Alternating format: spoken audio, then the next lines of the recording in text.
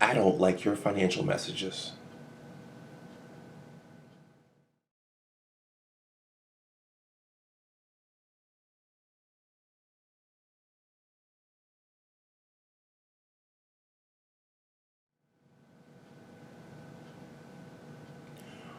Welcome back to my channel. My name is Dr. Anwar Youssef Dunbar, and this is Big Discussions 76. First of all, please like this video, please share it, and please subscribe to my channel. I think I'm going to name this video, I don't like your financial messages. And there is a story behind that, which I'm going to get into shortly. But this idea, as many do, has been rolling around in my mind for a while, and someone actually inspired this about a month ago up in the Albany area in New York State. This video is going to be completely unscripted, and once again I'm going to talk off the top of my head, and I'm going to try to wing it.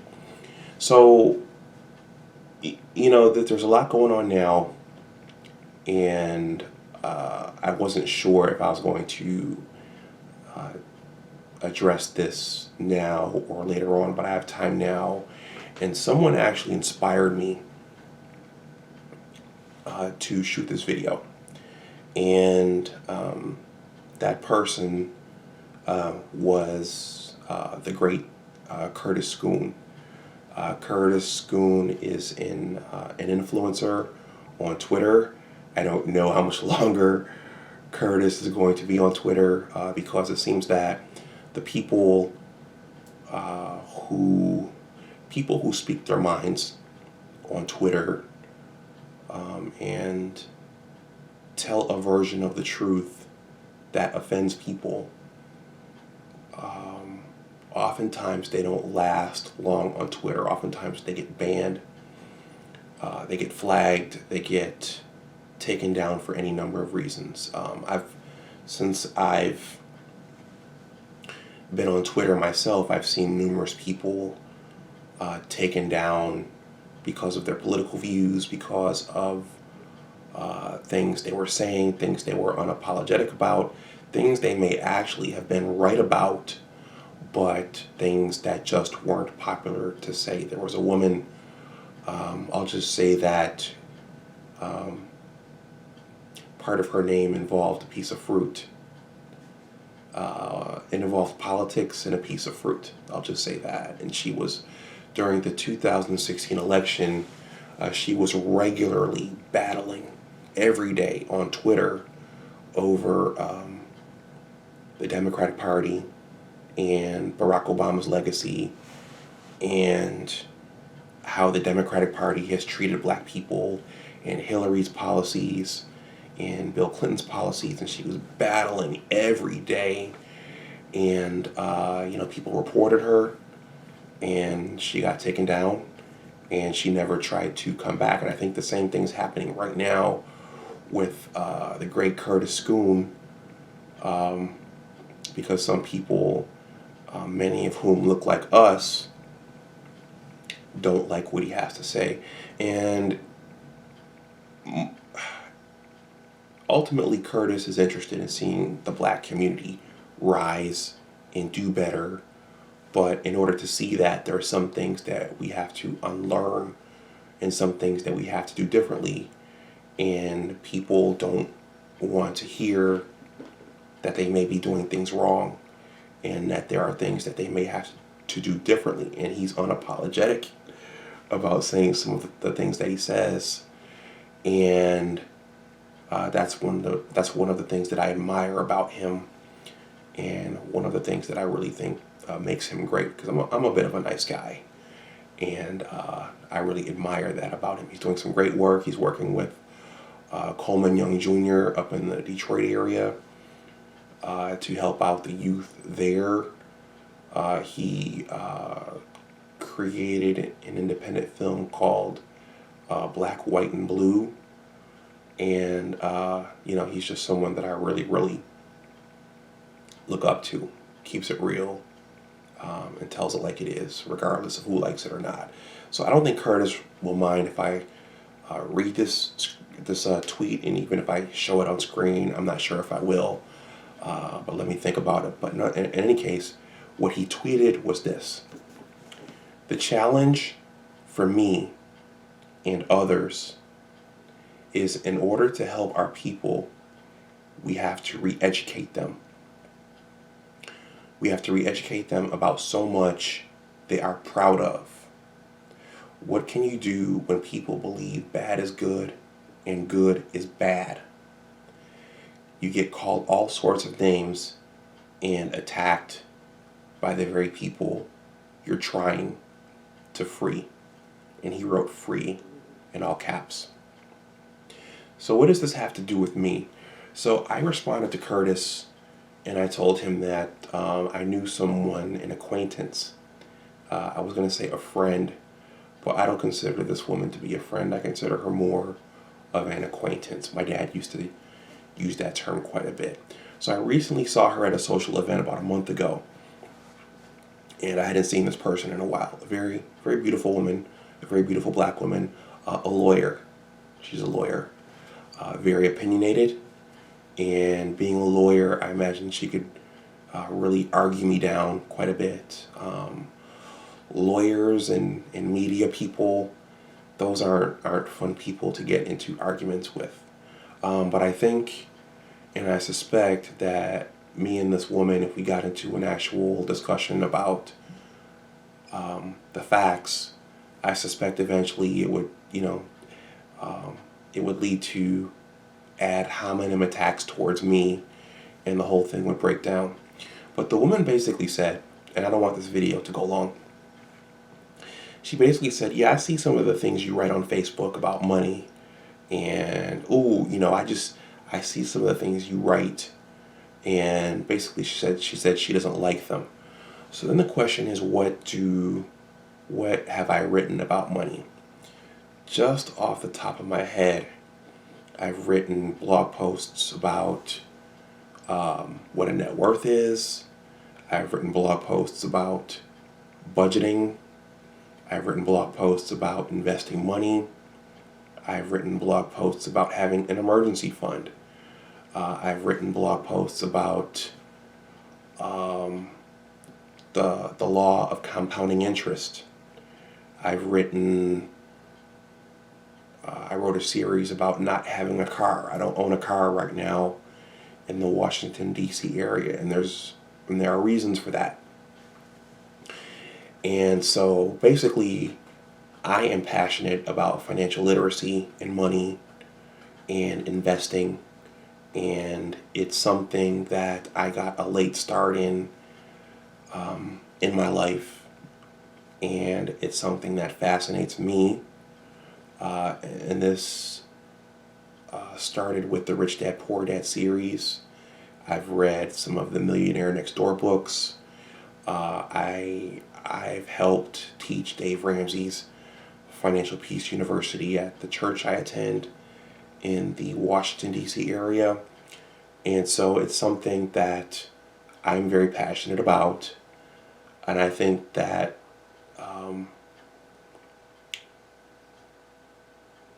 along those lines of what Curtis Schoon said about helping our people, I think that that's an area that we lag behind in. And I think that our community would greatly benefit from learning more about saving money, building assets, and acquiring investments, and just being more financially stable and being more financially wise and not splurging, and, for example, building up savings before splurging. I think that we would greatly benefit from those types of things, and just rethinking the way that we think about money and the ways we think about money, and just rethinking what's important and what's valuable, and rethinking what we should be celebrating, and what things we should be holding up as important. And I don't think that it should take Jay-Z, for example, to drop an album for my people to become more financially astute and to think about building assets and building businesses and acquiring things. And so, in a nutshell, this acquaintance, this lawyer, this black female lawyer, this very attractive black female lawyer, I think that what she doesn't like is the fact that I talk about being financially responsible and saving money and building up an emergency fund and getting investments. This person likes to travel, and I think that's a sense of pride for her, as it is with a lot of the women from my culture who are professional and degreed. I think traveling is a big deal. I think that signaling is a big deal, showing that you have means, showing that you have money. And by the way, I got that word signaling from Dr. Boyce Watkins. That's the first time I heard it. But it matters to show that you have a BMW or a Mercedes Benz. It matters to go eat at 5-star restaurants and those kinds of things. It matters to show that you're wearing designer clothing. And I think that she hears me saying the things that I say, and I think she hears me saying, don't go on trips.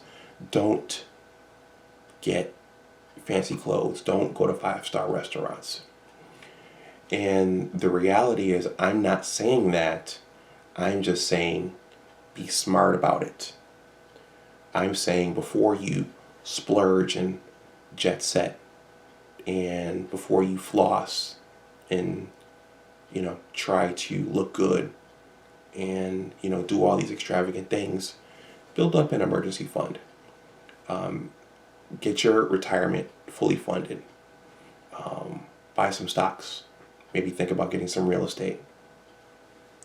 And just be smart about it. I think that's my core message about money. Just be smart about it. Educate yourself about it. And I think that when you're talking about things that people aren't doing, and you're saying, okay, this is the smarter way to do this, and they aren't doing it, it makes people take a look at themselves, and it makes them question whether or not they need to make changes in themselves. And that's not easy. And making changes in your spending habits, in your diet, in your overall lifestyle, that's not easy. That's hard. So I think that that's something that's happening here. The things I say makes this person and others like her take a look at their lives, and it makes them wonder if they have to make some tough decisions about their lives. Now, I will say this, and I want to end this video, based upon what's happening now with the virus. People, a lot of people are out of work, and a lot of people have seen their incomes cut off. How many of those people would benefit right now from having a 4 to 6 month emergency fund? How much easier would some of these people be sleeping at night if they had an emergency fund? We know that the government is thinking about, or they're in the process of getting ready to send some money out to some of the U.S. citizens who make below a certain amount of money. But how many people right now would be much better off if they'd saved up for a negative event like this? So an emergency fund is actually one of the pillars of Dave Ramsey's Financial Peace. And I'm going to end by saying that my money messages actually are not my money messages. Aside from saving, both my parents were savers, so I left the house with that. But all of the other things, the law of compounding interest, saving in your retirement, building up a 4 to 6 month emergency fund, getting out of debt, all those things I got from Dave Ramsey, Robert Kiyosaki, Dr. Thomas Stanley, all those things, all those individuals. So these are all not my messages. These are messages from other people filtering through me and filtering out. So I'm going to stop this video here. Again, my message, I know that life is finite. I know that tomorrow's not promised. And there is a balance between saving and investing and spending and splurging and enjoying yourself. And I'm learning about that now. But my whole core message at the very bottom of these money messages is just to be smart about it.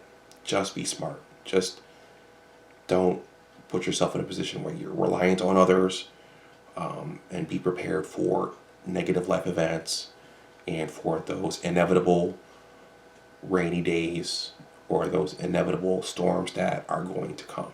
Just be ready. Live your life smart. I'm going to stop here. Please like this video. Please share it. Please subscribe to my channel.